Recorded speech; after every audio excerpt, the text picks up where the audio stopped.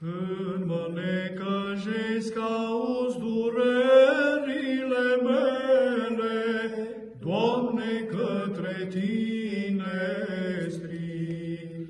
Pusnicilor neîncetată dorire dumnezeiască se face, celor ce sunt afară de lumea cea deșartă. Mărire Tatălui și Fiului și Sfântului Duh, și acum și pururea și în vecii vecilor. Amin.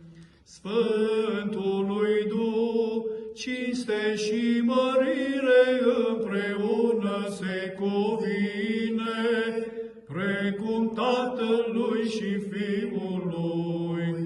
Pentru aceasta să cântăm o stăpânie